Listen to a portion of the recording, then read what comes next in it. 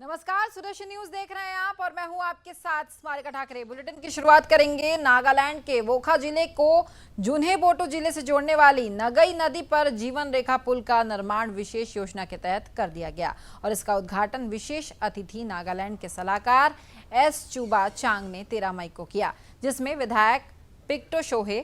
एनपीडब्ल्यूडी के engineer in chief काहुली सेमा,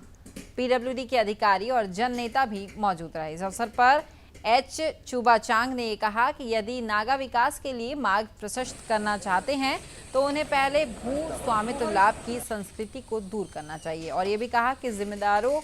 को व्यक्तिगत लाभ नहीं लेना चाहिए, जो निश्चित रूप से एक बाधा है और विकास की प्रगति के लिए उन्हें इसके बजाय बड़े पैमाने पर समुदाय के लाभों के बारे में सोचना चाहिए। उन्होंने आगे कहा कि किसी भी सुचारू विकास को प्राप्त करने के लिए जनता और नागरिक समाज को भी राज्य सरकार के साथ सहयोग करना चाहिए और आगे वह चाहते हैं कि इस पुल का निर्माण अच्छे संबंध को बनाए रखने के लिए किया जाए और दो पड़ोसी जनजातियों के बीच अधिक शांति और संवाद हो। तो वहीं पिक्टो सोहे ने कहा कि नगाई आरसीसी पुल विशेष रूप से सप्तिका और अतो इजू क्षेत्र के लोगों को समर्पित है और काहुली सेमा में ने ये कहा कि पहले इस क्षेत्र में कोई स्थायी पुल कनेक्शन नहीं था और इस क्षेत्र के लोगों को कोई अनकही कठिनाइयों का सामना करना पड़ता था।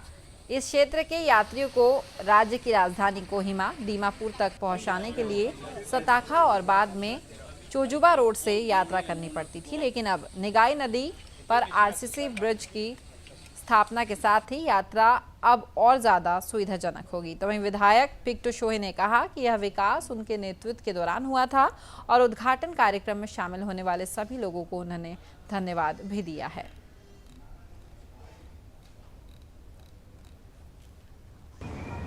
वोखा जिले को जुन्हेबोटो जिले से जोड़ने वाले गाई रिवर पर लाइफलाइन ब्रिज का निर्माण स्पेशल प्लान असिस्टेंट एसपीए के तहत किया गया था, जिसका उद्घाटन special guest H Chuba Chang, adviser of PWD road and bridges Nagaland ने 13 मई 2022 को engineer Picto Shohe, Nagaland MLA, engineer in chief Nagaland PWD, engineer Kahuli Sema, PWD officials,